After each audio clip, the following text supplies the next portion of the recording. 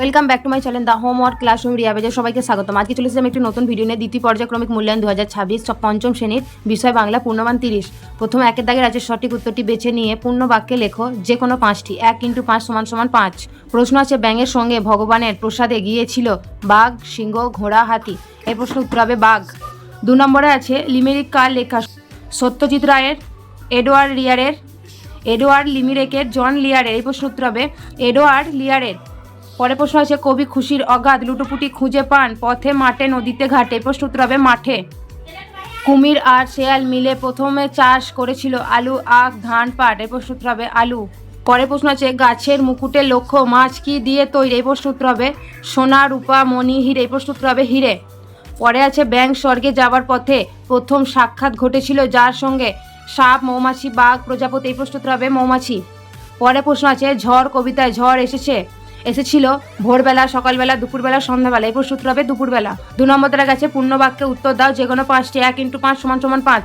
কোথায় গেলে কবিতা ধীন শব্দ শুনতে পান? এই প্রশ্ন উত্তর হবে মাঠে গেলে কবিতা তাদিন শব্দ শুনতে পান। পরে প্রশ্ন আছে ব্যাঙের সঙ্গে প্রথম কার দেখা হয়েছিল? এই প্রশ্ন উত্তর হবে ব্যাঙের সঙ্গে প্রথমে মৌমাছির দেখা হয়েছিল। পরে প্রশ্ন আছে কারা বনে মধু আনতে গিয়েছিল? এই প্রশ্ন উত্তর হবে আরজান ধনায় কফিল মধু আনতে গিয়েছিল।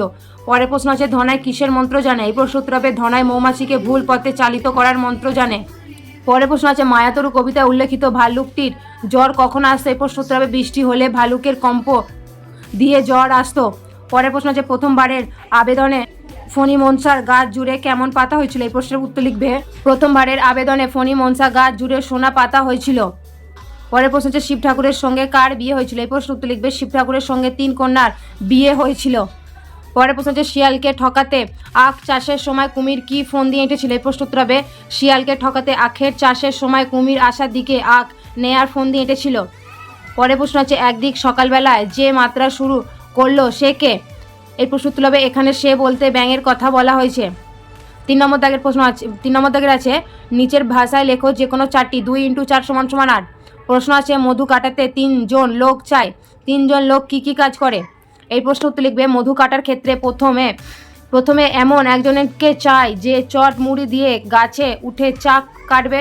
দ্বিতীয়ত আর একজনকে চাই যে লম্বা কাঁচা বাঁশের মাথায় মশাল জেলে ধোঁয়া দিয়ে মৌমাছি তাড়াবে। আর তৃতীয় জনকে দরকার পড়ে যাতে কেউ একজন বড় ধামা হাতে চাকে নিজে দাঁড়িয়ে চাকগুলিকে ধামায় ধরতে পারে। তাই মধু কাটতে 3 জন লোককে চাই। পরে প্রশ্ন আছে বাচ্চা গাছটি তো মহা খুশি আনন্দে ডগমগ, এত আনন্দ কখন হলো বাচ্চা গাছের? এই প্রশ্ন উত্তর হবে বাচ্চা ফণীমনসা গাছটা তার কাঁটা ভরা পাতা দিয়ে মোটেই খুশি ছিল না। সে বনের পরীর কাছে আবেদন করলো আর তার পাতাগুলো সব সোনার পাতা করে দিতে হবে। বনের পরী ফণীমনসা গাছের আবেদনে সাড়া দিয়ে তার সব পাতা উজ্জ্বল সোনার পাতায় পরিণত করে দিল। নিজের পাতার সুন্দর চেহারা দেখে ফণীমনসা গাছ আনন্দে টগমগ হয়ে উঠল। পরে প্রশ্ন আছে বোকা কুমিরের কথা গল্পে কুমির বারবার ঠকছিল কেন?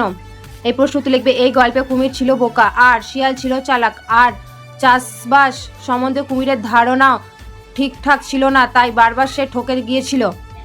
পরের প্রশ্ন আছে মায়াতরু শব্দটির অর্থ কী? কবিতায় গাছকে মায়াতরু বলা হয়েছিল কেন? এই প্রশ্ন উত্তর লিখবে মায়াতরু কথাটির অর্থ হলো মায়াবী গাছ। কবিতায় গাছটিকে মায়াতরু বলা হয়েছে কেন? না গাছটি বিভিন্ন সময় বিভিন্ন রূপ ধারণ করত। কখনো সে ভূত, কখনো ভাল্লুক, আবার কখনো বা মাছ হয়ে যেত। তার এই ধরনের অলৌকিক কার্যকলাপের জন্যই তাকে মায়াতরু বলা হয়েছে। পরে আছে প্রশ্ন কবিতার শিশুর দল ছুটে চলে যেতে চেয়েছিল কেন? এই প্রশ্ন উত্তর লিখবে ঝড় কবিতার শিশুর দলের ছুটে চলে যাওয়ার কারণ ছিল তাদের খেলার সময় হঠাৎ করে এলোমেলো ঝড় আসে, সমস্ত কিছু কালো পর্দায় ঢেকে যায় এক নিমেষে। পরে প্রশ্ন হচ্ছে গল্পে চাষে করে লাভ কার লোকসান হয়েছিল? কুমির আগগুলো ফেলে দিয়ে শেষে কি বলল? এই প্রশ্ন উত্তর লিখবে গল্পের চাষে শিয়ালের লাভ আর কুমিরের লোকসান হয়েছিল।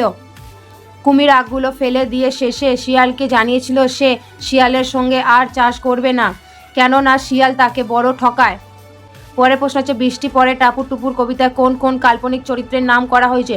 এই প্রশ্নটি লিখবে বৃষ্টি পড়ে টাপুর টুপুর কবিতায় সুয়োরানী, দুয়োরানী ও গঙ্গাবতী এই 3টি কাল্পনিক চরিত্রের নাম করা হয়েছে। পরে আছে নিচের প্রশ্নগুলির উত্তর দাও যে কোনো 2টি। 2 × 3 = 6। ক্লিবলিঙ্গের উদাহরণ সহ সংজ্ঞা দাও।